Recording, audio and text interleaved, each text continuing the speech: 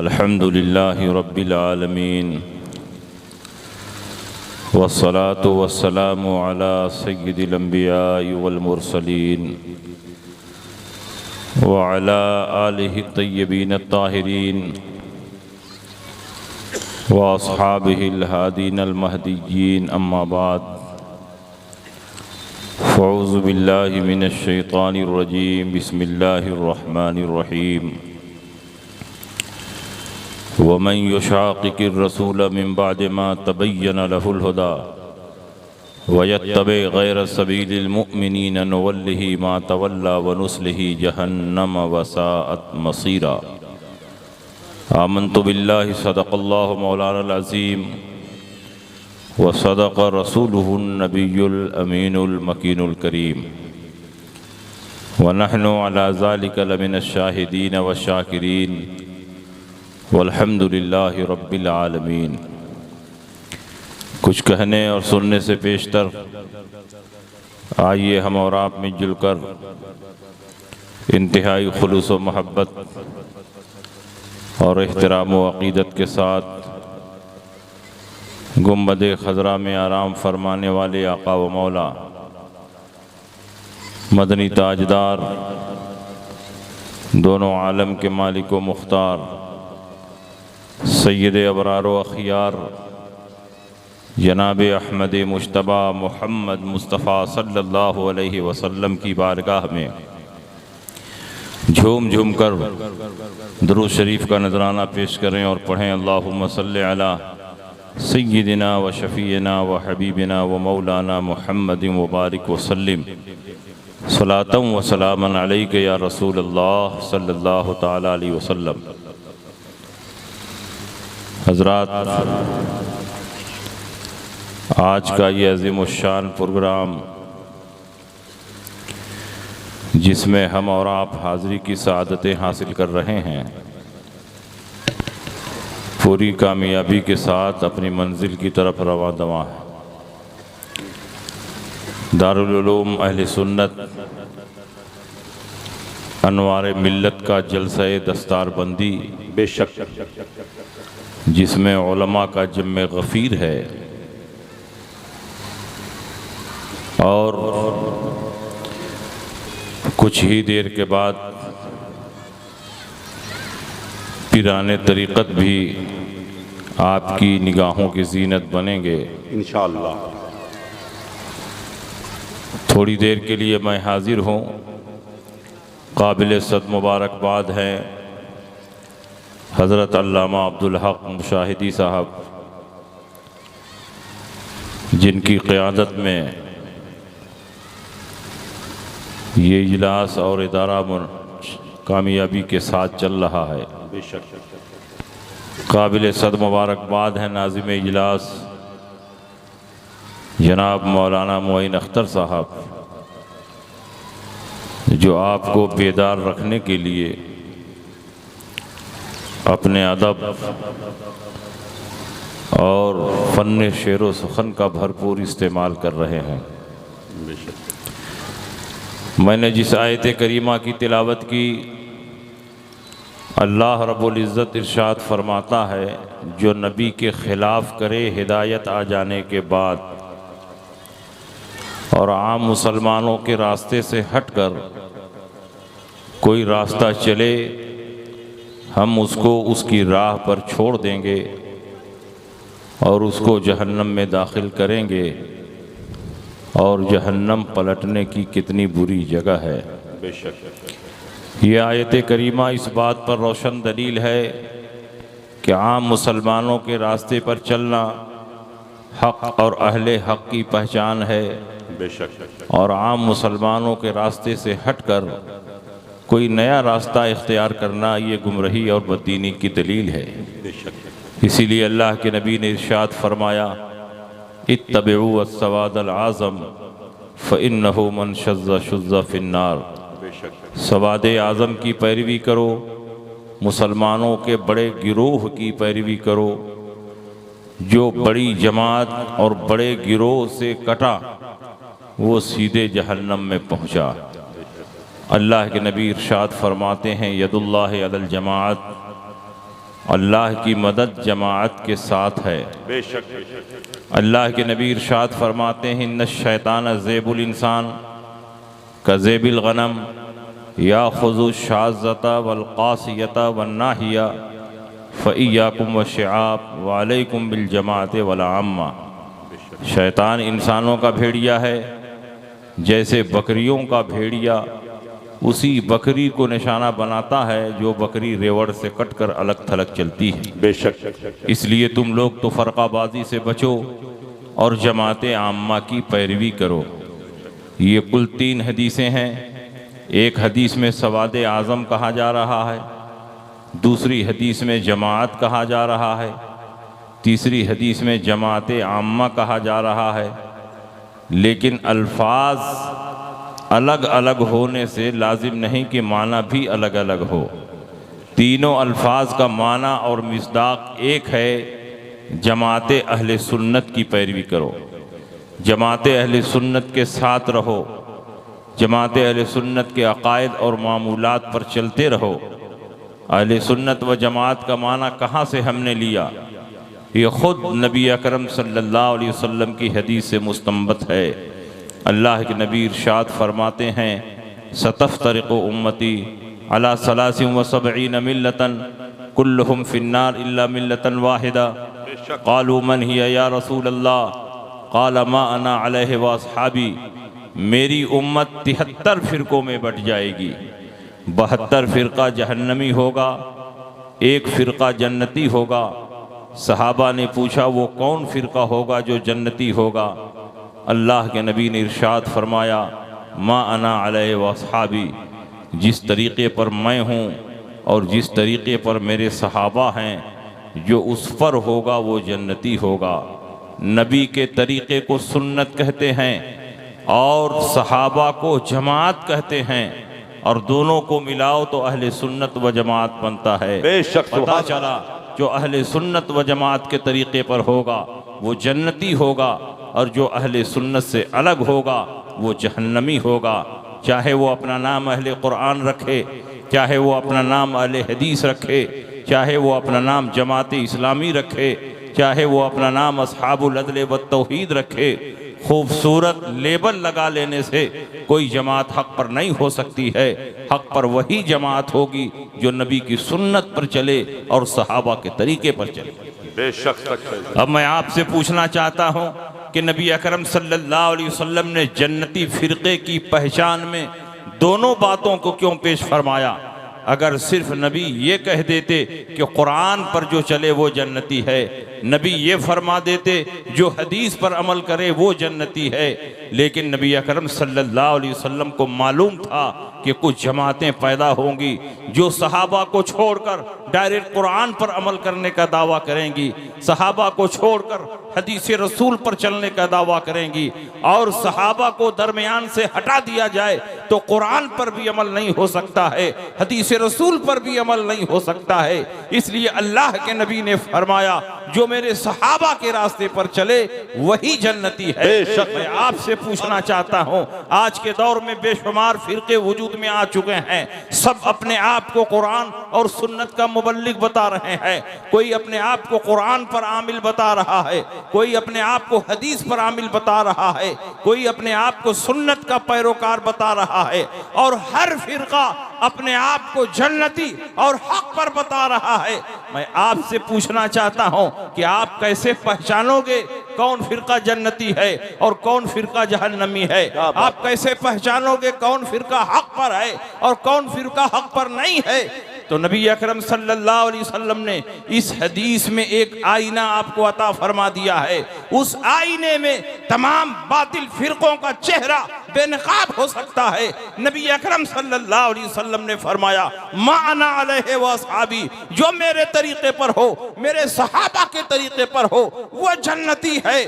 मैं आपसे पूछना चाहता हूँ कि सहाबा के तरीक़े पर आज कौन सी जमात चल रही है? सहाबा के अकीदे पर आज कौन सी जमात कायम है? हम अहले सुन्नत की जमात चल रही है। हम अहले सुन्नत सहाबा के अकीदे पर हैं, और हमारी पहचान आज के दौर में मसलक आला हजरत से हो रही है। सुभान अल्लाह। सहाबा नबी के गैब पर ईमान रखते थे, हम भी नबी के गैब पर ईमान रखते हैं। सहाबा नबी की शफाअत पर ईमान रखते थे, हम भी नबी की शफाअत पर ईमान रखते हैं। सहाबा नबी के वसीले से दुआएं मांगते थे, हम भी नबी के वसीले से दुआएं मांगते हैं। सहाबा ज़ियारत क़ुबूर को जाते थे, हम भी ज़ियारत क़ुबूर को जाते हैं। सहाबा इसाले सवाब करते थे, हम भी इसाले सवाब करते हैं। सहाबा दूरों नजदीक से या रसूल अल्लाह कहकर पुकारते थे, हम भी दूरों नजदीक से या रसूल अल्लाह कहकर पुकारते हैं। जो सहाबा का अकीदा है वही हमारा अकीदा है, जो सहाबा का तरीका है वही हमारा तरीका है। और नबी ने फरमा दिया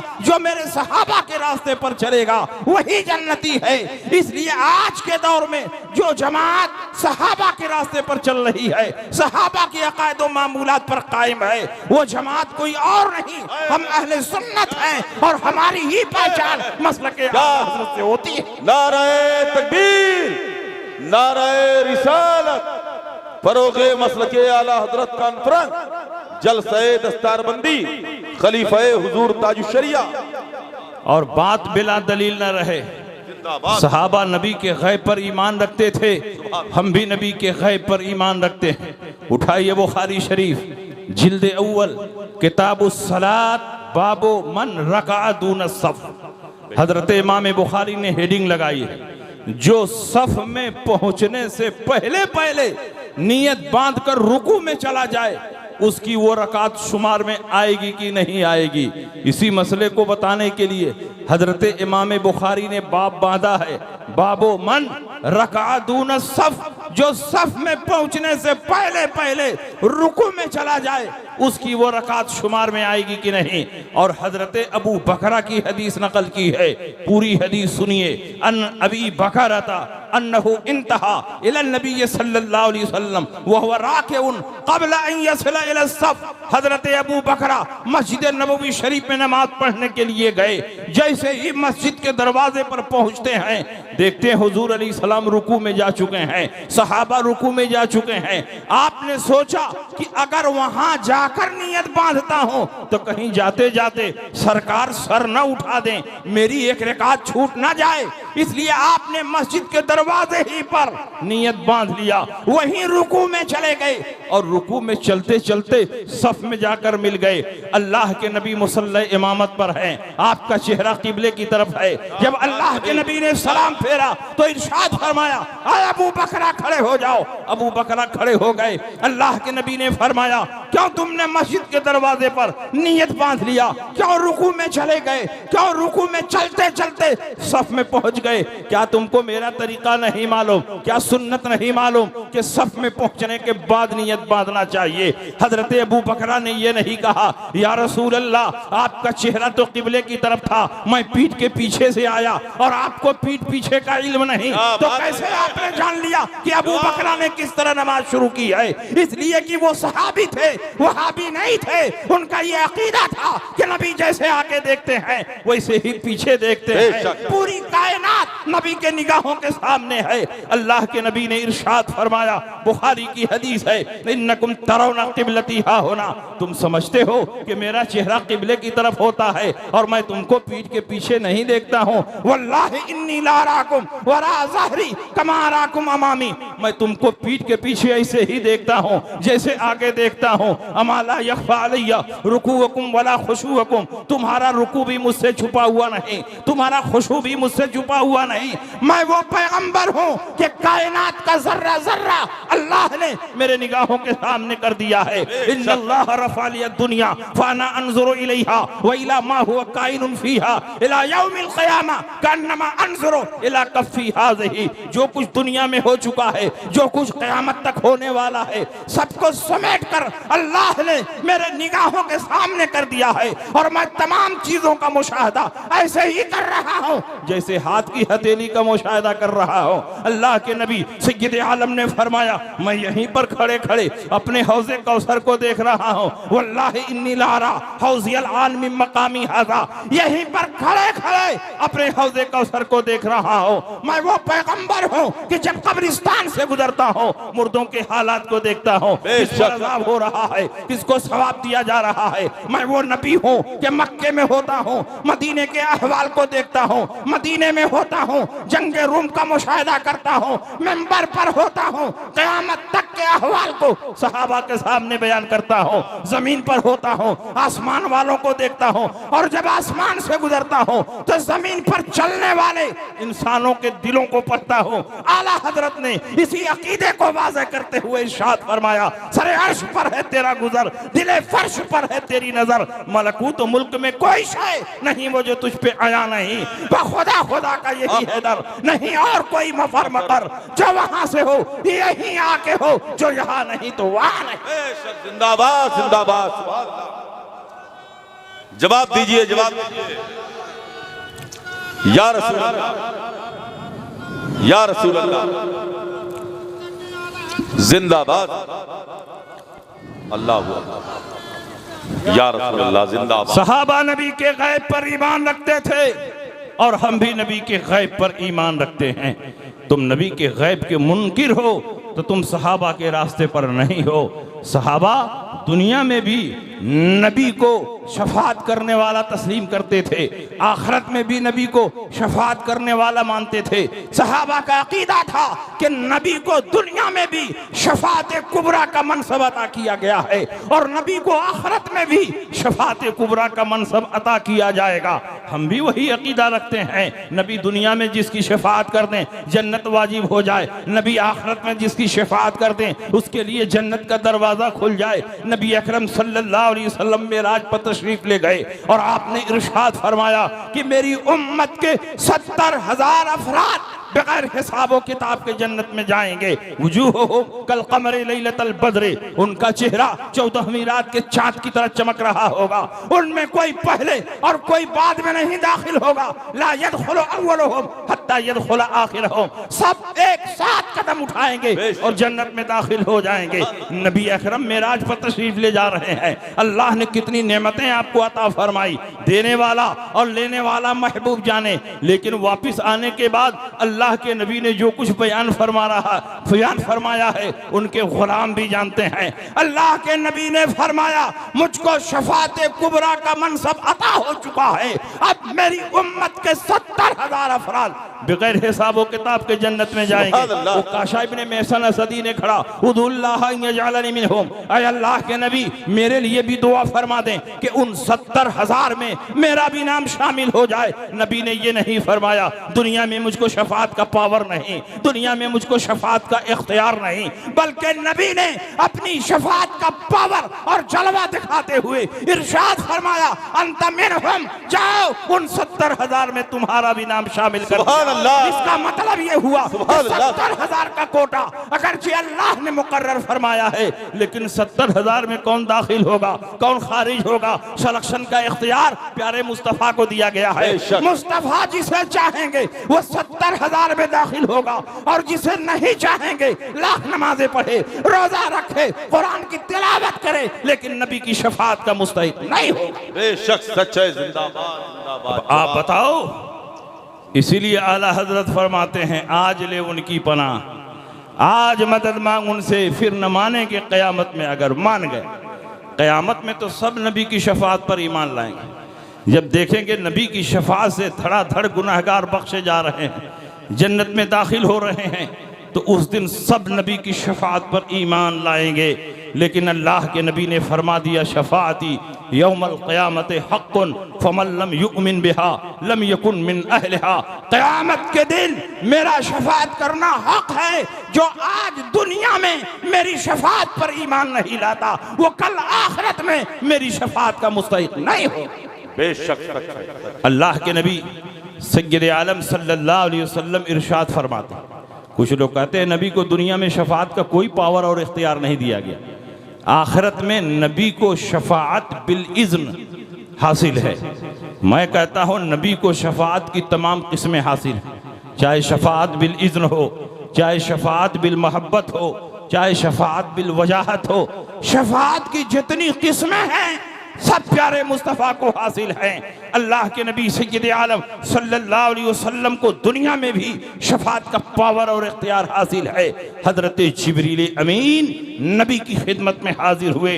उन्होंने कहा अल्लाह रब्बुल इज़्ज़त ने आपके सामने दो ऑप्शन रखा है, दोनों में से जिसको आप चाहें चुन लें। पहला ऑप्शन ये है कि आपकी आधी उम्मत बगैर हिसाबो किताब के जन्नत में चली जाए, लेकिन आधी उम्मत हिसाबो किताब के मरहले से गुजरेगी, उनको हिसाबो किताब देना होगा।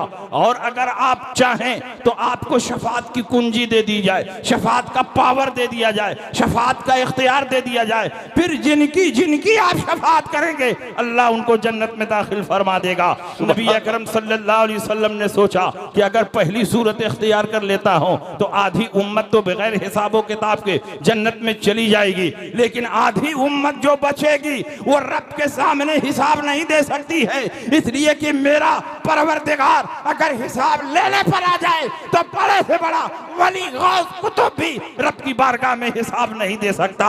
इसलिए हमारा ईमान है कि जन्नत हमारे अमल से नहीं बल्कि रब के फजल से मिलती है। परवरदिगार आलम जिस पर फजल फरमाएगा वो जन्नत में चला जाएगा। हमारे अमाल ही कितने हैं कि हम अपने अमाल के बलबूते पर जन्नत में जाने का इरादा रखें। अल्लाह की इनायत, अल्लाह का फजल, अल्लाह का करम, नबी की शफाअत अगर शामिल हाल ना हो तो बड़ा से बड़ा मुत्तकी और परहेजगार भी जन्नत में दाखिल नहीं हो सकता है। नबी अकरम सल्लल्लाहु अलैहि वसल्लम ने सोचा कि शफाअत की कुंजी हासिल कर ली जाए, शफाअत का पावर हासिल कर लिया जाए। अल्लाह के नबी फरमाते हैं फख्तरतु शफाअता, तो मैंने शफाअत का पावर हासिल कर लिया। अब मैं अपनी उम्मत के हक में उस वक्त तक शफाअत करता रहूंगा जब तक मेरी उम्मत का एक एक फर्द जहन्नम से निकलकर जन्नत में दाखिल ना हो। सुभान अल्लाह, सुभान अल्लाह, सुभान अल्लाह। जब ये आयत करीमा उतरी वलसौफ यूतीका रब्बुका फतरदा, अनकरीब परवरदिगार आलम आपको इतना अता फरमाएगा कि आप राजी हो जाएंगे। सुभान अल्लाह। नबी फरमाते मैं राजी ही नहीं हूँगा, रब फरमाता है इतना अता फरमाएंगे कि राजी हो जाएंगे। नबी फरमाते मैं राजी ही नहीं हूँगा। इस आयत के तहत बुखारी शरीफ में हदीस है इज़न ला अर्दा व वाहिदुम मिन उम्मती फिन्नार, तब तो मैं राजी ही नहीं हूँगा जब तक मेरी उम्मत का एक एक फर्द जहन्नम से निकलकर जन्नत में दाखिल ना हो जाए। यह है मेरे सरकार की शफाअत का जलवा, यह है मेरे सरकार की शफाअत का पावर। अल्लाह के नबी सय्यद आलम सल्लल्लाहु अलैहि वसल्लम दुनिया में भी शफाअत फरमाएंगे और आखिरत में भी शफाअत फरमाएंगे। आखिरत में शफाअत का मंजर तो ये होगा कि जिसको आला हजरत ने अपने शेर के जरिए बयान फरमाया है कि कल मैदान महशर में नेकों की लाइन और गुनहगारों की लाइन अलग अलग लगी होगी, लेकिन नबी अकरम सल्लल्लाहु अलैहि वसल्लम गुनहगारों की तरफ ज्यादा मुतवज्जे होंगे। नबी की रहमत गुनहगारों पर ज्यादा होगी। गुनहगारों को चुन चुन कर नबी जन्नत में भेज रहे होंगे, जन्नत में दाखिल कर रहे होंगे। उस वक्त मुत्तकी और परहेजगार लोग सोचेंगे काश हमारे पास भी थोड़ा सा गुनाह होता, हम भी गुनहगारों की लाइन में होते तो पहली फुर्सत में नबी की शफाअत मिल जाती, जन्नत में चले जाते, नबी की रहमत के मुस्तहिक हो जाते। तो अपने बगल वाले साथी से कहेंगे थोड़ा सा गुनाह हमको भी कर्जे में दे दो ताकि गुनहगारों की लिस्ट में हम भी शामिल हो जाएं और पहली फुर्सत में नबी की शफाअत के मुस्तहिक हो जाए। आला हजरत ने उसी की तर्जमानी करते हुए इरशाद फरमाया क्या ही ज़ौक़ अफ़ज़ा शफाअत है तुम्हारी, वाह लेती है गुनाह परहेजगारी। वाह नारे तकबीर, नारे रिसालत, जलसे दस्तारबंदी, हजरत अल्लामा मुफ्ती शमशाद अहमद साहब क़िबला मिसबाही। नबी के गैब पर सहाबा ईमान रखते थे, हम भी नबी के गैब पर ईमान रखते हैं। नबी की शफाअत पर सहाबा ईमान रखते थे, हम भी नबी की शफाअत पर ईमान रखते हैं। और नबी के वसीले से सहाबा दुआएं मांगते थे, हम भी नबी के वसीले से दुआएं मांगते हैं तुम गैब के मुनकिर हो, तुम शफाअत के मुनकिर हो, तुम अकीदा तवस्सुल के मुनकिर हो, इसलिए तुम सहाबा के तरीके पर नहीं हो। नबी अकरम सल्लल्लाहु अलैहि वसल्लम के सहाबा ने एक दो बार नहीं, बार बार नबी के वसीले से दुआएं की हैं, और नबी जब दुनिया से रुखसत हो गए तब भी नबी के सहाबा नबी के वसीले से दुआएं करते रहे। उठाओ तिरमिज़ी शरीफ अबवाबुद दावात की ये हदीस है। इस हदीस के रावी उस्मान इब्ने हुनैफ है। वो फरमाते हैं नबी अकरम सल्लल्लाहु अलैहि वसल्लम के पास सहाबा की जमात बैठी हुई है, सहाबा का झुरमुट है। अल्लाह के नबी की बारगाह में एक नाबीना सहाबी हाजिर हुए। उन्होंने अर्ज की, या रसूल अल्लाह, मेरे लिए दुआ फरमा दें कि मेरी आंख रोशन हो जाए। अल्लाह के नबी ने फरमाया, सब्र करो, सवाब मिलेगा। सहाबी रसूल ने ज़बान हाल से कहा, या रसूल अल्लाह, सवाब की क्या कमी है? जब आपका कलमा पढ़ लिया है, आपका दामन पकड़ लिया है, तो सवाब की क्या कमी है? मैं चाहता हूं कि मेरी आंख रोशन हो जाए ताकि आपके जमाले जहां आरा का दीदार कर सकूं, आपके रुखे अनवर को देख सकूं। अल्लाह के नबी ने फरमाया, ठीक है, जाओ ताज़ा वजू करो, मस्जिद के कोने में खड़े हो जाओ,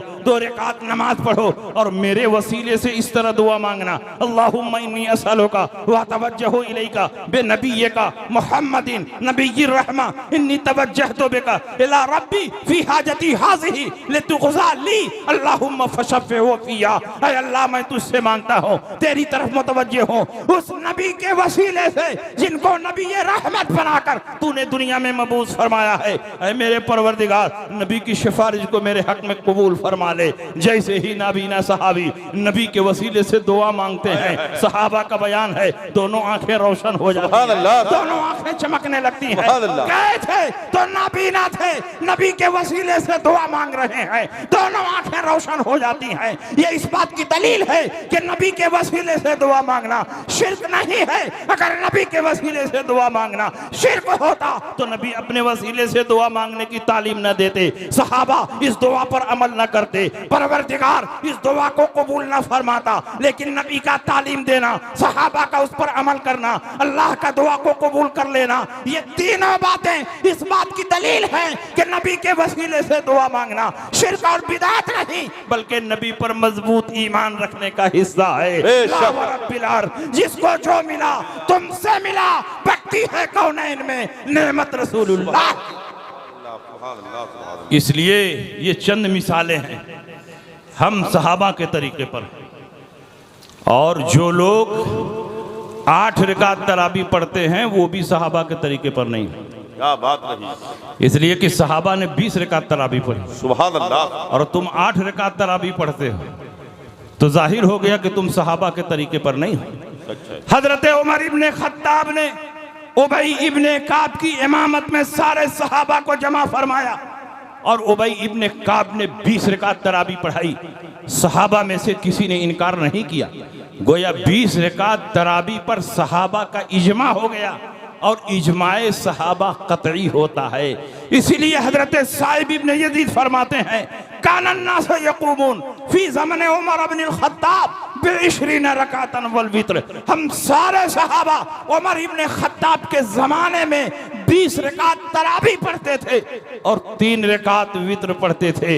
यही सिलसिला हजरत उमर के ज़माने में भी रहा, हजरत उस्मान गनी के ज़माने में भी रहा, हजरत अली मुर्तज़ा के ज़माने में भी रहा, और ये तीनों खुलफाए राशिदीन हैं। गोया उमर ने 20 रकात तरावी पढ़ी, उस्मान ने भी 20 रकात तरावी पढ़ी, अली मुर्तज़ा ने भी 20 रकात तरावी पढ़ी, और ये खुलफाए राशिदीन हैं। और नबी ने फरमाया, अलैकुम बिसुन्नती व सुन्नतिल खुलफाए राशिदीन अल महदीयीन, तुम पर मेरी सुन्नत की पैरवी लाजिम है और खुलफाए राशिदीन की सुन्नत की पैरवी भी लाजिम है। जो 20 रकात तरावी पढ़ रहे हैं वो बिदअत नहीं कर रहे हैं, खुलफाए राशिदीन की सुन्नत पर चल रहे हैं। और खुलफाए राशिदीन की सुन्नत पर चलना ये बिदअत और नाफरमानी नहीं है, बल्कि रसूल पाक की इताअत है। क्योंकि नबी ने हुक्म दिया, जैसे मेरी सुन्नत की पैरवी पर अमल करते हो, जैसे मेरी सुन्नत की पैरवी करते हो, उसी तरह खुलफाए राशिदीन की सुन्नत की पैरवी करो। बेशक, सुभान अल्लाह, सुभान अल्लाह, सुभान।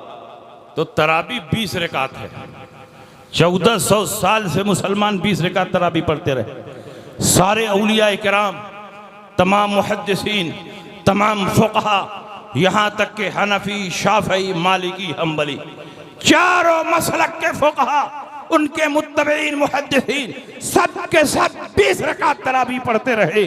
और 1400 साल के बाद ये पैदा हुए। इन्होंने कहा सारे सहाबा गलत, ताबईन गलत, तबे ताबईन गलत, अइम्मा मुज्तहिदीन गलत। तरावी 20 रकात नहीं है बल्कि 8 रकात है। और जब दलील का मुतालबा किया गया तो तहज्जुद वाली रिवायत को तरावी पर फिट कर दिया कि रसूल पाक 8 रकात तहज्जुद पढ़ते थे। माज़ाद रसूल, इसी हदीस में लिखा है फी रमजाना वगैरह ही, रमजान में भी यही मामूल था और रमजान के सिवा में भी यही मामूल था। क्या रमजान के अलावा भी तरावी होती है? सालों साल तहज्जुद तो पढ़ा जाता है, लेकिन तरावी सिर्फ रमजान में मसनून है। इसलिए ये तरावी की रिवायत नहीं है बल्कि तहज्जुद वाली रिवायत है। इसीलिए इमाम तिर्मिजी इतने बड़े मुहद्दिस हैं, इस रिवायत को बाबुत तहज्जुद में नहीं नकल करते हैं, बाबुत तहज्जुद में नकल करते हैं, बाबुत तरावी में नकल नहीं फरमाते हैं। ये इस बात की दलील है कि ये तरावी से मुताल्लिक रिवायत नहीं है बल्कि तहज्जुद से रिवायत मुताल्लिक। बेशक सच है। मगर काहिल और सुस्त लोग दिन भर बिजनेस और तिजारत के लिए दौड़ते हैं तो रात में 20 रकात तरावी कैसे पढ़ पाएंगे? तो खुद बदलते नहीं, कुरान को बदल देते। हुए किस दर्जा फकीहाने हरम बेतौफीक, कहा तरावी 20 रकात नहीं है बल्कि 8 रकात है। तुम हनफी बनोगे 20 पढ़नी पड़ेगी, शाफी बनोगे 20 पढ़नी पड़ेगी, मालिकी बनोगे 20 पढ़नी पड़ेगी, हम्बली बनोगे 20 पढ़नी पड़ेगी। गैर मुकल्लिद बन जाओ 8 ही रकात में काम चल जाएगा। नमाज पढ़ना हुआ तो घटा दिया और गोश्त खाना हुआ तो बढ़ा दिया। कहा कुर्बानी 3 दिन नहीं है बल्कि 4 दिन है। सारे सहाबा 3 दिन कुर्बानी करते रहे। हजरत अबू बकर, अब्दुल्ला इब्ने उमर, हजरत उमर, बरा इब्ने आजिब और बड़े बड़े सहाबा जिसमें हजरत अली भी शामिल है, फरमाते हैं अय्यामुन नहर सलासतुन अफजलुहा अव्वलुहा, कुर्बानी 3 दिन है और पहले दिन कुर्बानी करना अफजल है। लेकिन जब इनका जमाना आया तो इन्होंने कहा कुर्बानी 3 दिन नहीं है, 3 दिन में मजा ही नहीं आता है, 4 दिन ताजा ताजा गोश्त चाहिए, 4 दिन ताजा ताजा कुर्बानी होगी तो बहुत सारे लोग हमसे जुड़ जाएंगे। इसीलिए इन्होंने कहा कि अगर तुम आसानी चाहते हो तो हमारी जमात में आ जाओ, हम 20 रकात तरावी को 8 पर खींच कर देंगे और कुर्बानी 3 दिन है तो उसको 4 दिन बढ़ा देंगे ताकि तुम्हारे लिए आसानी हो जाए। और इनके एक मुज्तहिद हैं सिद्दीक हसन भोपाली, सुरमा भोपाली, वो अपनी किताब बुदुरुल अहिल्ला में लिखते हैं कि एक बकरे में 100 आदमियों की कुर्बानी जायज है। महंगाई के एतबार से फतवा भी बदल रहा है। पहले एक बकरे में 1 की कुर्बानी होती थी, अब एक बकरे में 100 आदमियों की कुर्बानी होने लगी। और ये भी लिख दिया सबके जिम्मे से वजूब साकित हो गया, सब पर यूं जिम्मा हो गए, अब किसी को कुर्बानी करने की जरूरत नहीं है। एक बकरे में 100 आदमियों की कुर्बानी जायज है।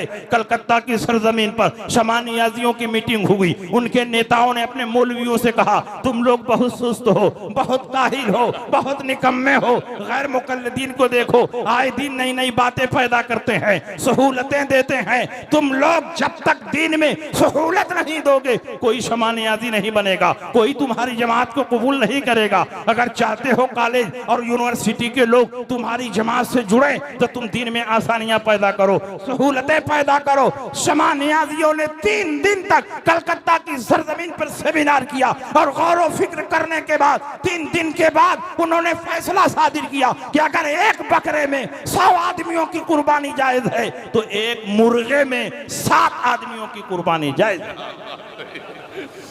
अब बताइए ये दोनों जमातें जन्नती हो सकती हैं?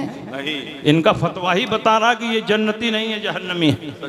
नबी अकरम सल्लल्लाहु अलैहि वसल्लम ने फरमाया सम्मिनु तहायाकुम फइन्नहा अला सिरात मतायाकुम, मोटे और फरबा जानवरों की कुर्बानी करो क्योंकि इसी कुर्बानी के जानवर पर बैठकर पुल से रात पार करना है।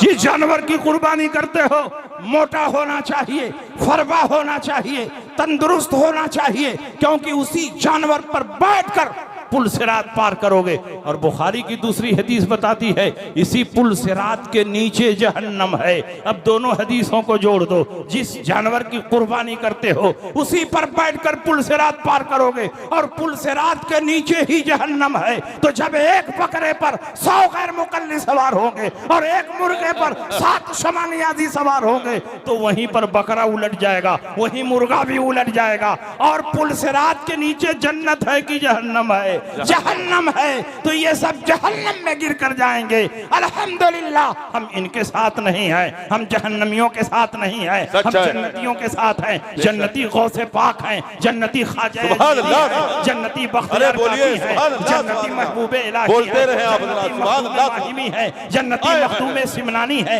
जन्नती जुनैद बगदादी है, यजीद बुस्तामी है, जन्नती सिर्री सिख्ती है, जन्नती जुन्नुन मिस्री है, जन्नती मसूद सालार गाजी है। और दौरे अखीर के सबसे बड़े इमाम, सबसे बड़े मुहद्दिस, सबसे बड़े मुहक्किक आला हजरत इमाम अहमद रजा है। इसलिए इनके रास्ते पर चलोगे तो जन्नत तक पहुंच जाओगे, क्योंकि इनका रास्ता जन्नत में ले जाने वाला रास्ता।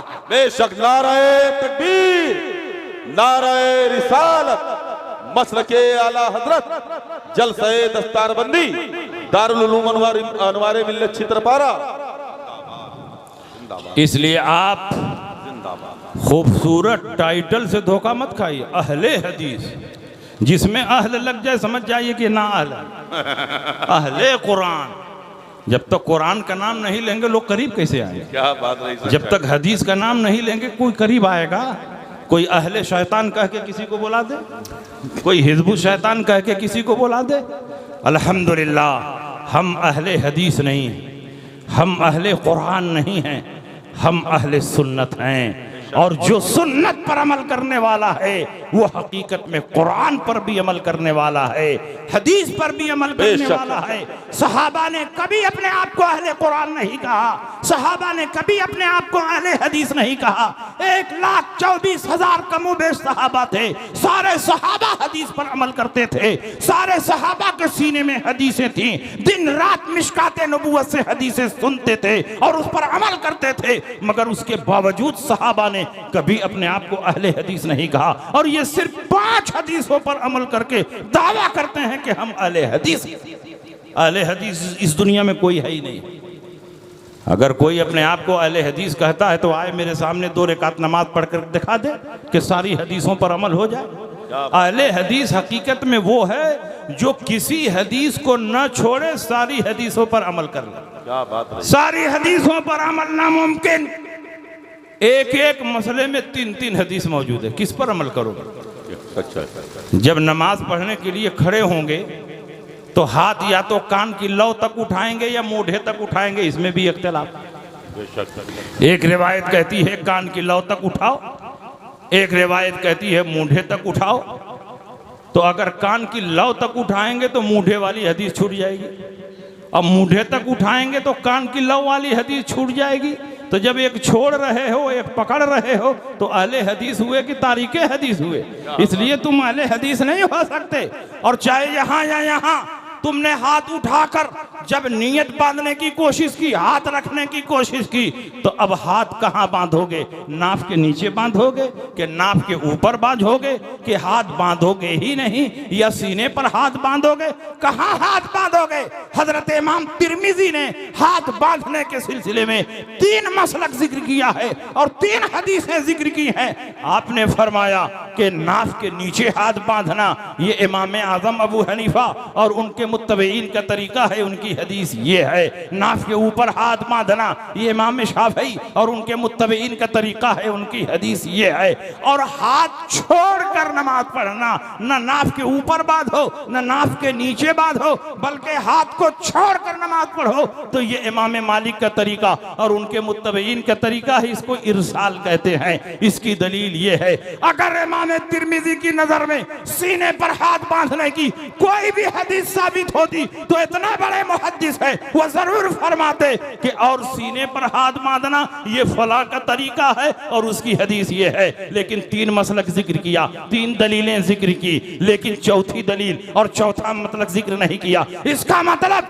कि इमाम तिर्मिजी की नजर में सीने पर हाथ बांधने की कोई हदीस साबित नहीं थी, इसीलिए उसको जिक्र नहीं किया। जो हदीस साबित ही नहीं थी उसी को 1400 साल के बाद गैर मुकल्लिदीन ने अपना लिया कि जिसको कोई नहीं कर रहा है उसको हम करेंगे। हम न नाफ के नीचे बांधेंगे न नाफ के ऊपर बांधेंगे, बल्कि डायरेक्ट सीने पर बांधेंगे। और हाथ दिन ब दिन ऊपर ही हो रहा है, हमको डर है कि कहीं ऊपर ना हो जाए। बताओ सीने पर हाथ बांधने की कौन सी हदीस है? पूरी दुनिया गैर मुकल्लिदियत को मेरा खुला हुआ चैलेंज है कि सीने पर हाथ बांधने की कोई भी मजबूत और सही हदीस साबित नहीं है। अगर कोई हदीस साबित होती तो इमाम तिर्मिजी उसको जिक्र फरमाते। एक गैर मुकल्लिद से मैंने कहा बताओ तुम सीने पर हाथ क्यों बांधते हो, सीने पर हाथ बांधने की कौन सी हदीस साबित है? हमसे बात बात पर बुखारी की हदीस का मुतालबा करते हो। मिलाद जायज है, बुखारी में दिखाओ। सलाम जायज है, बुखारी में दिखाओ। क़याम जायज है, बुखारी में दिखाओ। तवस्सुल जायज है, बुखारी में दिखाओ। चादर डालना जायज है, बुखारी में दिखाओ। बात बात पर बुखारी की हदीस का मुतालबा। ऐसा लगता है कि रसूल पाक ने कहीं फरमाया हो कि सिर्फ बुखारी की हदीस पर अमल करना, बाकी हदीस पर अमल न करना। रसूल पाक के जमाने में न बुखारी शरीफ थी न इमाम बुखारी पैदा हुए थे। 3री सदी हिजरी के बाद बुखारी लिखी गई है और इमाम बुखारी पैदा हुए हैं। इसलिए बात बात पर बुखारी की हदीस का मुतालबा न करो। हमने इमाम बुखारी का कलमा नहीं पढ़ा, हमने रसूल पाक का कलमा पढ़ा है। जहां जहां सही हदीस मिलेगी वहां वहां हम अमल करेंगे, चाहे वो बुखारी में हो या मुस्लिम में हो या तिर्मिजी में हो या अबू दाऊद में हो या नसई में हो या इब्ने माजा में हो। क्योंकि मेयार ये नहीं है बुखारी में दिखाओ, मेयार ये है कि सही हदीस में दिखाओ। अल्हम्दुलिल्लाह हमारा हर अकीदा सही हदीस से साबित है और हमारा हर अमल सही हदीस से साबित है। बेशक जिंदाबाद जिंदाबाद। बताओ सीने पर हाथ बांधने की कौन सी हदीस है? क्या मैंने गैर मुकल्लिद से पूछा बताओ, कहा सही इब्ने खुज़ैमा में है। मैंने कहा सही इब्ने खुज़ैमा में चले गए, बुखारी मुस्लिम तिर्मिजी अबू दाऊद नसई इब्ने माजा जो मुस्तनद सहाय सित्ता हैं, क्या उनमें कोई हदीस अमल के लायक नहीं थी? इतना पीछे चले गए। सही इब्ने खुज़ैमा तो सिर्फ नाम की सही, ज्यादातर गैर सही हदीसें उसमें हैं। बुखारी शरीफ तो अल्लाह की किताब के बाद सबसे ज्यादा सही हदीस बुखारी शरीफ में है, इसीलिए उसको असहुल कुतुब बाद किताबिल्लाह कहा जाता है। तो क्या बुखारी की हदीस, मुस्लिम की हदीस, तिर्मिजी की हदीस, अबू दाऊद की हदीस, नसई इब्ने माजा की हदीस काबिले अमल नहीं थी? और मैंने कहा बताओ सही इब्ने खुज़ैमा में क्या है? कहा वाइल इब्ने हुज्र ने फरमाया तुम्हारे लिए सुन्नत ये है कि तुम सीने पर हाथ बांधो। मैंने कहा नादान किससे फरमाया था तुम्हारे लिए सुन्नत है कि तुम सीने पर हाथ बांधो? औरतों से फरमाया था तुम्हारे लिए सुन्नत है कि तुम सीने पर हाथ बांधो। फ़इन्नहु अस्तरु लहुन्ना, क्योंकि इसमें पर्दा पोशी ज्यादा है, इसमें पर्दा पोशी ज्यादा है। जब औरतें नमाज पढ़ती हैं तो रसूल पाक की चाहत ये होती है, अल्लाह की चाहत ये होती है कि औरत नमाज भी पढ़े पर्दा पोशी भी हो। इसलिए रसूल पाक ने फरमाया जब तुम नमाज पढ़ो तो अपने सीने पर हाथ बांधो। फ़इन्नहु अस्तरु लहुन्ना, इसलिए कि इसमें औरतों की पर्दा पोशी ज्यादा है। औरतों के सीने पर कुछ है जिसको छुपाने के लिए सीने पर हाथ रखने का हुक्म दिया जा रहा है। तुम्हारे सीने पर क्या है जिसको छुपाने के लिए तुम यहाँ हाथ रखे हुए हो?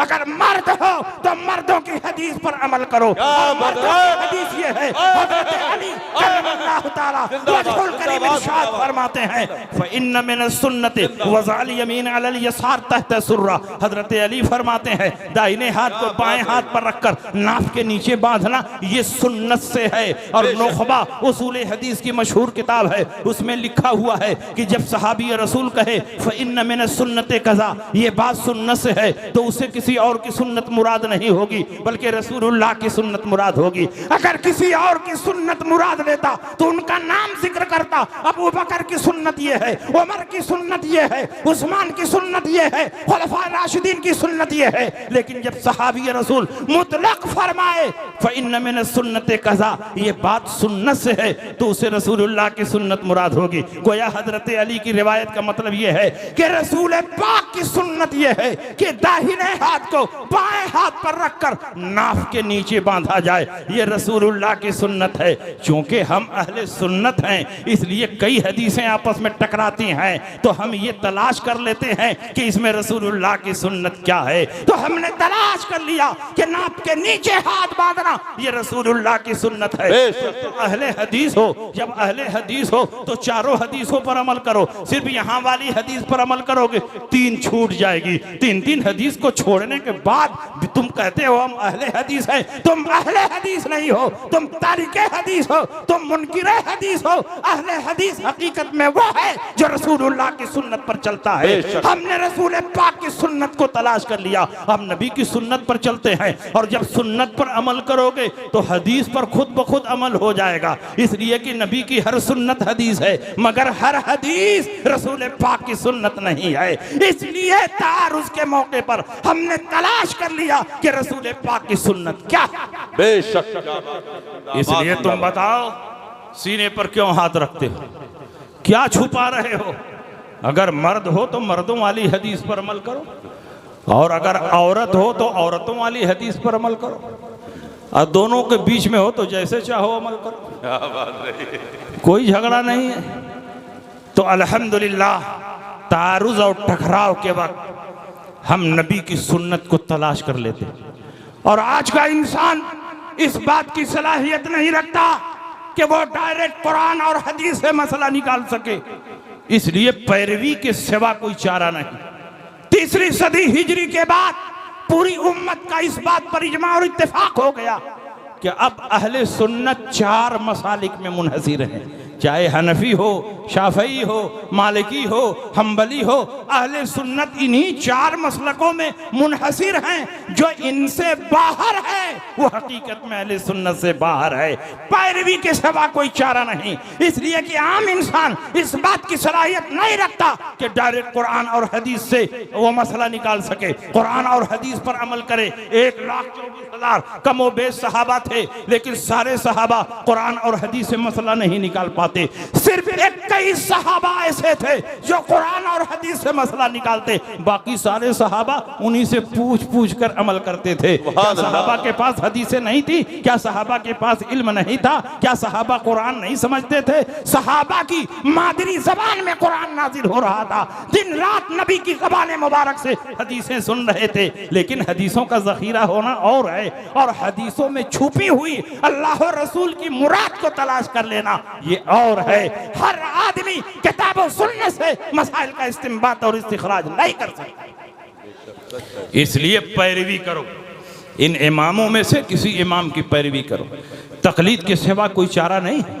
ये कहते नहीं अल्लाह ने हमें दिमाग दिया है, अल्लाह ने हमें शऊर दिया है, अल्लाह ने हमको बहुत ज़हीन बनाया है, तो हम डायरेक्ट कुरान और हदीस से मसला निकालेंगे, किसी इमाम की पैरवी नहीं करेंगे। बताइए, एक आदमी गुमती में बैठकर पान लगा रहा है, वो डायरेक्ट कुरान और हदीस से मसला निकालेगा? एक आदमी खेत में हल चला रहा है, वो कुरान और हदीस से मसला निकालेगा? तर्जमे से कुरान और हदीस को समझ लेना और है, लेकिन अल्लाह और रसूल की मुराद को तलाश कर लेना ये और है। हर आदमी डायरेक्ट कुरान और सुन्नत से इस्तिंबात नहीं कर सकता है। बड़े बड़े सहाबा कुरान और हदीस से डायरेक्ट मसला ना निकाल पाते, बल्कि अपने ऊपर वाले से पूछ कर अमल करते थे। तो मैं पूछना चाहता हूँ कि जो काम सहाबा ना कर सके वो काम हम और आप कैसे कर सकते हैं? इसलिए जरूरी है कि अगर तुम कुरान और हदीस पर सही सही अमल करना चाहते हो तो किसी न किसी इमाम की पैरवी करो। उनको अल्लाह ने मलका इस्तिंबात अता फरमाया है, तफक्कुह फिद्दीन की सलाहियत अता फरमाई है। वो हदीस और कुरान में छुपी हुई अल्लाह और रसूल की मुराद को तलाश कर लेते हैं। उनकी पैरवी करोगे तो कुरान पर भी अमल होगा, हदीस रसूल पर भी अमल। ये कहते नहीं हम तो कुरान और हदीस से मसला निकाल लेते हैं, हमको बड़ी महारत हासिल है, और जब मसला निकाला तो मसले को मसाला ही बना दिया। एक मसला निकाला, सूअर का गोश्त हराम है मगर चर्बी हराम नहीं। का दलील क्या है?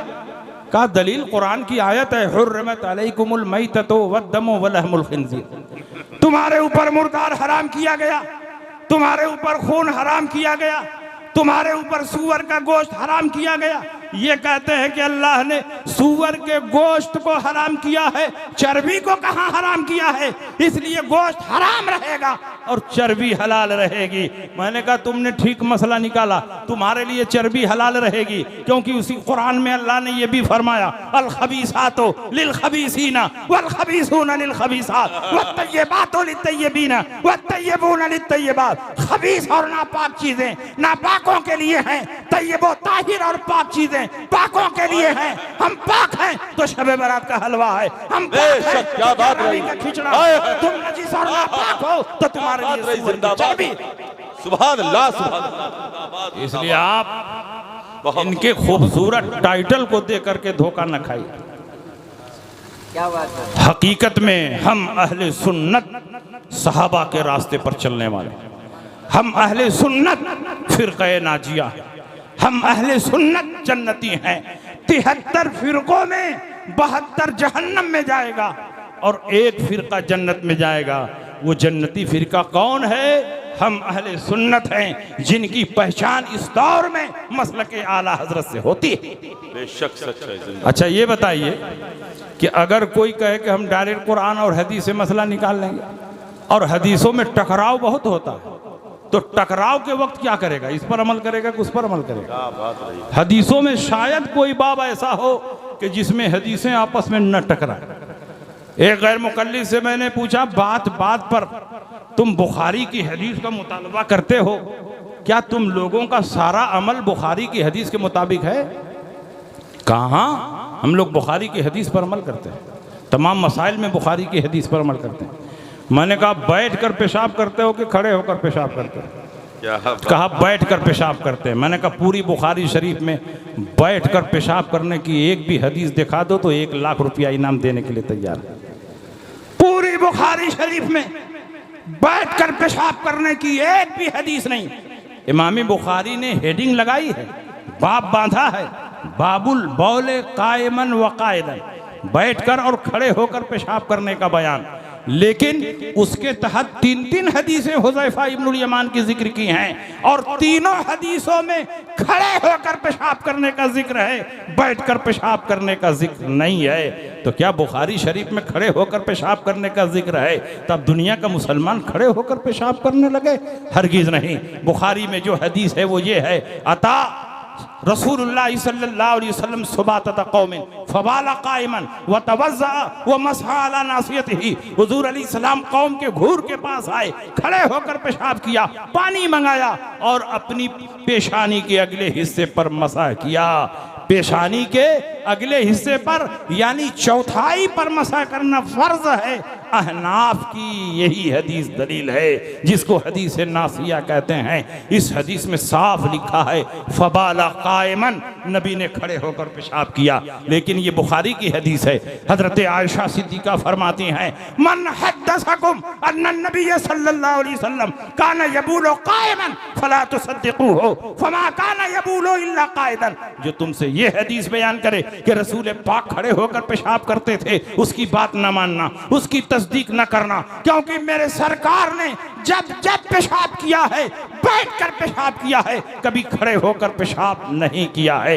अब बताओ किस हदीस पर अमल करोगे? बुखारी की हदीस में खड़े होकर पेशाब करने का जिक्र है और बाकी हदीसों में बैठकर पेशाब करने का जिक्र है। हदीस में साफ टकराव है, तारुज है। अल्हम्दुलिल्लाह जब हदीसें टकराती हैं तो हम कोई भी हदीस नहीं चुन लेते हैं, बल्कि ये देखते हैं कि रसूल पाक की सुन्नत क्या है। हमने चुन लिया कि रसूल पाक की सुन्नत क्या है। ये बुखारी शरीफ की हदीस को शारहीन हदीस की रोशनी में हल करने की कोशिश की। इब्ने हजर अस्क़लानी, इमाम कस्तलानी, इमाम बदरुद्दीन ऐनी ने इस हदीस की शरह करते हुए फरमाया कि नबी अकरम सल्लल्लाहु अलैहि वसल्लम एक मरतबा किसी जंग से तशरीफ ला रहे थे, आपके पाँव में चोट लग गई और चोट इतनी सख्त थी कि बैठकर पेशाब करने की ताकत और कुदरत नहीं थी। तो रसूल पाक ने चंद मरतबा खड़े होकर पेशाब किया। क्यों पेशाब साफ किया अपनी उम्मत की तकलीफ का एहसास करते हुए, बयान जवाज के लिए, अपनी उम्मत पर रहमत का दरवाजा खोलने के लिए।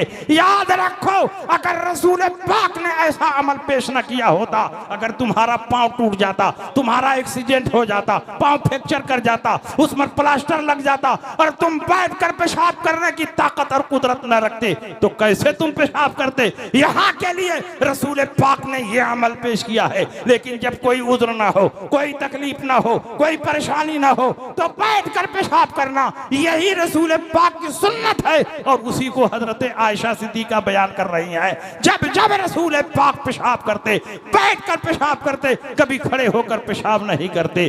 तो खड़े होकर पेशाब करना हालत उज्र में, हालत तकलीफ में सिर्फ जायज है, और बैठ कर पेशाब करना ये रसूलुल्लाह की सुन्नत है। सुभान तो अल्लाह। बताओ, जायज पर अमल करोगे कि सुन्नत पर अमल करोगे? हम सुन्नत पर अमल करते हैं, इसलिए कि हम अहले सुन्नत हैं। इसीलिए हम तारुद और टकराव के वक्त मुसीबत में नहीं आते हैं, परेशानी में नहीं आते हैं। हम चुन लेते हैं कि इसमें रसूल पाक की सुन्नत क्या है। इसलिए नबी की सुन्नत पर अमल करो, हदीस पर अमल खुद ब खुद हो जाएगा। इसलिए मेरे दोस्तों, पूरी मजबूती के साथ मसलक आला हजरत पर कायम रहो। यही मसलक दुनिया और आखिरत में हमें और आपको निजात अता फरमाएगा। और मसलक आला हजरत कोई नया मसलक नहीं है, मसलक आला हजरत कोई पांचवा मसलक नहीं है, बल्कि दीन मुस्तफ़ा की सच्ची पहचान का नाम मसलक आला हजरत है। आले सुन्नत का अलामती निशान मसलक आला हजरत है। और निशानी मुकर्रर करने की क्यों जरूरत पेश आती है? जब आदमी घपला खा जाता है, जब आदमी कंफ्यूज होता है, तो एक निशानी मुकर्रर करने की जरूरत पड़ती है। आज बेशुमार बातिल फिरके वजूद में आ चुके हैं, और जिससे पूछो क्या हो, सब कहेंगे हम सुन्नी हैं। देवबंदियों से पूछो क्या हो, कहेंगे हम सुन्नी हैं। मौदूदी से पूछो क्या हो, कहेंगे हम सुन्नी हैं। नेचरी से पूछो क्या हो, कहेंगे हम सुन्नी हैं। गैर मुकल्ली से पूछो क्या हो, कहेंगे हम सुन्नी हैं। नदवियों से पूछो क्या हो, कहेंगे हम सुन्नी हैं। और आपसे पूछा जाए क्या हो, तो आप भी कहेंगे हम सुन्नी हैं। मार्केट में दो तरह के सुन्नी पाए जा रहे हैं, कुछ ओरिजिनल सुन्नी है, कुछ डुप्लीकेट सुन्नी है। डुप्लीकेट सुन्नियों से ओरिजिनल सुन्नियों की पहचान कैसे होगी? मसलक आला हजरत की रोशनी में होगी, मसलक आला हजरत के जरिए होगी। और अलामत के बदलने से शय की हकीकत नहीं बदलती। सिद्दीक़ अकबर की खिलाफत कायम हुई और कुछ मुनकिरीन ज़कात पैदा हुए, ज़कात की फर्जियत के मुनकिर हो गए। हजरत सिद्दीक़ अकबर ने उनसे जिहाद फरमाया।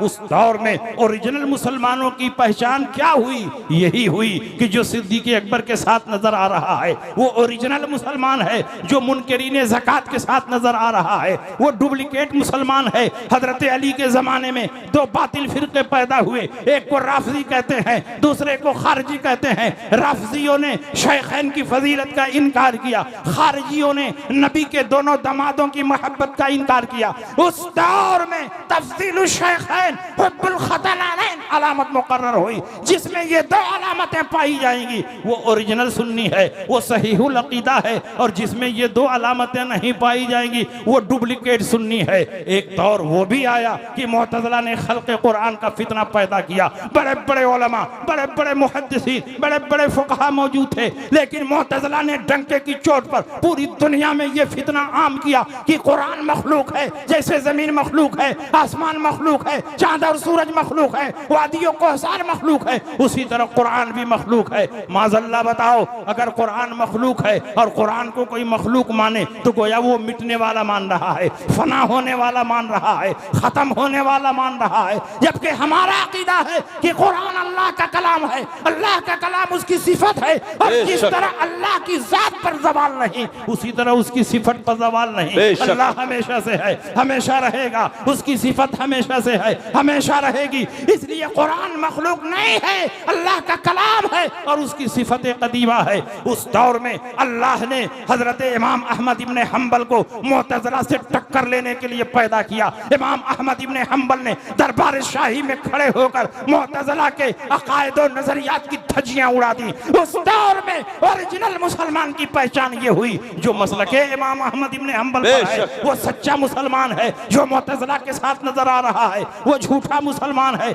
जमाना और आगे बढ़ा और अकबर का जमाना आया। अकबर की जाहिल खोपड़ी में किसी ने ये बात डाल दी, हर 1000 साल के बाद एक नए दीन की जरूरत पड़ती है, एक नए मजहब की जरूरत पड़ती है। इस्लाम को 1000 साल बीत चुके हैं, इसलिए तुम नए मजहब की बुनियाद डाल दो। अकबर ने बहुत सारे मजाहिब से कुछ बातों को जमा करके माजून मुरक्कब तैयार किया और दीन इलाही के नाम से कुफरियात का मजमुआ दुनिया में पेश करके ताकत के जोर पर फैलाने की कोशिश की। उस दौर में अल्लाह ने मुजद्दिद अल-फ़सानी को पैदा फरमाया। मुजद्दिद अल-फ़सानी ने अकबर के दरबार में खड़े होकर उसके इल्हाद और बेदीनी की धज्जियां उड़ा दी। उस दौर में ओरिजिनल मुसलमान की पहचान ये हुई जो मसलके मुजद्दिद अल-फ़सानी पर है वो सच्चा मुसलमान है। जो अकबर के दीन इलाही के साथ खड़ा है वो झूठा मुसलमान है। जमाना और आगे बढ़ा, मुजद्दिद आजम आला हजरत इमाम अहमद रजा का जमाना आया। आपके जमाने में एक दो नहीं बेशुमार बातिल फिरके थे। वहाबियत का फितना, गैर मुक़ल्लियत का फितना, नेचरियत का फितना, देवबंदियत का फितना, शमानियत का फितना, मौदूदियत का फितना, इन तमाम फितनों के मुकाबले में आला हजरत इमाम अहमद रजा हद सिकंदरी बनकर खड़े हो गए। फितनों का मुकाबला फरमाया। तो उस दौर में ओरिजिनल मुसलमान की पहचान ये हुई जो मसलके आला हजरत पर है वो सच्चा मुसलमान, और जो बातिल फिरकों के साथ नजर आ रहा है वो झूठा मुसलमान। अलामत के बदलने से शय की हकीकत नहीं बदलती। आज भी हम ही अहले सुन्नत है, आज भी हम ही अहले सुन्नत है, और क़यामत तक जो जमात सहाबा के तरीके पर चलेगी वही अहले सुन्नत है। लेकिन कल हमारी पहचान मसलके सिद्दीकी से हुई, मसलके खुलफाए राशिदीन से हुई, मसलके आज हम मसलके आला हजरत के मानने वाले, महफिल कोई भी हो, जलसा कोई भी हो, लेकिन कहीं न कहीं आला हजरत का जिक्र आ ही जाता है, आला हजरत का नाम आ ही जाता है। बहुत सारे लोग ची बजबी होते हैं। 11वीं का जलसा है, आला हजरत का नाम आ रहा है। 12वीं का जलसा है, आला हजरत का नाम आ रहा है। मेराजुन नबी का जलसा है, आला हजरत का नाम आ रहा है। छठी शरीफ का जलसा है, आला हजरत का नाम आ रहा है। क्यों आला हजरत का नाम आ रहा है? इसलिए कि आला हजरत हमारे मुहसिन हैं, उन्होंने हमारे दीनो ईमान की हिफाजत फरमाई है। बेशक हर महफिल में हम अपने मुहसिन को याद करते हैं। बहुत पहले यही सवाल खड़ा हुआ, अल्लामा वसी अहमद मुहद्दिस सूरती रहमतुल्लाह अलैह जो आला हजरत के मुआसिरीन में हैं, जिनको आला हजरत बहुत ही मोहब्बत और अकीदत की नज़र से देखते थे। आला हजरत ने उनको कभी अपने ख़त में जबलुल इस्तिक़ामत फरमाया, कभी कंजुल करामत फरमाया, कभी अल असदुल अशद फरमाया, कभी अल अरशद फरमाया। आला हजरत इमाम अहमद रजा फाजिल बरेलवी पीलीभीत का सफ़र करते, मौलाना वसी अहमद मुहद्दिस सूरती के यहाँ क़याम फरमाते। मौलाना वसी अहमद मुहद्दिस सूरती इल्मे हदीस में अपने ज़माने में बेमिसाल सलाहियतों के मालिक हैं, इसीलिए आला हजरत अपने ख़त में उनको मुहद्दिस साहब फरमाते। और आला हजरत जिनको मुहद्दिस साहब कहते हैं, समझ जाओ कि वो अपने ज़माने में अमीरुल मोमिनीन फिल हदीस है, उससे कम नहीं है। आला हजरत इमाम अहमद रजा के शागिर्द नहीं है, आला हजरत के मुरीद नहीं है, आला हजरत के खलीफा नहीं है। लेकिन देखो आला हजरत से कैसी अकीदत व मोहब्बत है। मदनी मियाँ के वालिद मुहद्दिस आजम कछौछवी उनके शागिर्द हैं। जिस जमाने में उनके यहाँ पढ़ रहे थे, उन्होंने देखा कि मौलाना वसी अहमद मुहद्दिस सूरती हर मजलिस में आला हजरत का नाम लेते हैं। दरसगाह में आला हजरत, जलसगाह में आला हजरत, निजी मजलिसों में आला हजरत, जगह जगह आला हजरत का खुतबा पढ़ते हैं, आला हजरत का तज़किरा करते हैं। तो मुहद्दिस आजम कछौछवी ने कहा, हुजूर आप तो मौलाना फजलुर रहमान गंज मुरादाबादी के मुरीद हैं, और हर मुरीद सबसे ज्यादा अपने पीर की तारीफ व तौसीफ करता है, लेकिन मैं देखता हूं कि आप मौलाना फजलुर रहमान से कहीं ज्यादा आला हजरत की तारीफ व तौसीफ करते हैं, आला हजरत का खुतबा पढ़ते हैं। जिस दरसगाह में होते हैं आला हजरत का नाम आता है, जिस जलसगाह में होते हैं आला हजरत का खुतबा पढ़ते हैं। हर मुरीद सबसे ज्यादा पीर की तारीफ व तौसीफ करता है, लेकिन आप सबसे ज्यादा अपने आला हजरत का नाम लेते हैं। तो आपने जवाब दिया, मौलाना वसी अहमद ने जवाब दिया, मौलाना सुनिए, सबसे अजीम दौलत वो बैत नहीं है जो मौलाना फजलुर रहमान गंज मुरादाबादी के जरिए मुझको मिली है। सबसे अजीम दौलत वो इल्म नहीं है जो मौलवी इसहाक देहलवी मुहश्शी बुखारी के जरिए मुझको मिली है। सबसे अजीम दौलत इश्क मुस्तफ़ा की दौलत है, और इश्क मुस्तफ़ा की दौलत इमाम अहमद रज़ा की बारगाह से मुझको मिली है। इसलिए मैं जहां भी होता हूं अपने मोहसिन को याद करता हूं, अपने मोहसिन का तज़किरा करता हूं। आला हजरत कौन है जिन्होंने हमारे दीन की हिफाजत फरमाई है, हमारे अकीदे की हिफाजत फरमाई है, खानकाहों के तकद्दुस की हिफाजत फरमाई है, दरसगाहों के वक़ार की हिफाजत फरमाई है। जिस दौर में बेशुमार फितने अजदहों की तरह मुंह पाए मुसलमानों के वजूद को निगलने की कोशिशें कर रहे थे, उस दौर में आला हजरत हजारों किताबें लिखकर क़यामत तक के लिए मुसलमानों के दीनों हिफाजत का इंतजाम फरमा दिया है। ये हम आला हजरत का जिक्र बंद नहीं कर सकते, आला हजरत से जबान को रोक नहीं सकते। आला हजरत हमारे मोहसिन हैं, आला हजरत हमारे करम फरमा है, हमारे दीनों ईमान के मुहाफिज है। हमारे जैसा कम इल्म बेबजात आला हजरत का कमा हक का तारुफ नहीं करवा सकता। बड़े बड़े उलमा ने, बड़े बड़े मशाइख ने यही कहकर जबान को रोक लिया, तुम्हारी शान में जो कुछ कहो उससे सिवा तुम हो कसीम जाने इरफा, ऐ शहे अहमद रजा तुम हो। यहाँ आकर मिली नहरे शरीयत और तरीकत की है सीना मजमउल बहरैन, ऐसे रहनुमा तुम हो, तुम ही फैला रहे हो इल्मे हक अकनाफे आलम में, इमामे अहले सुन्नत नाइबे गौसुल वरा तुम हो। इन्हीं बातों के साथ मैं आपके दरमियान से रुखसत हो रहा हूँ और आपको दिल की गहराइयों से मुबारकबाद पेश कर रहा हूँ। जो लोग दारुल उलूम अहले सुन्नत अनवारे मिल्लत का ताउन करते हैं, उस इदारे की तामीर और तरक्की में हिस्सा लेते हैं, जिन्होंने इस जलसे को सजाने और संवारने में हिस्सा लिया है, सबको अल्लाह रब्बुल इज्जत अपने हिफ्ज़ व अमान में रखे, दारैन की सआदतों से माला माल फरमाए। इन्हीं बातों के साथ रुखसत हो रहा हूँ। व आखिर दावाना अनिल हम्दुलिल्लाहि रब्बिल आलमीन। अस्सलामु अलैकुम।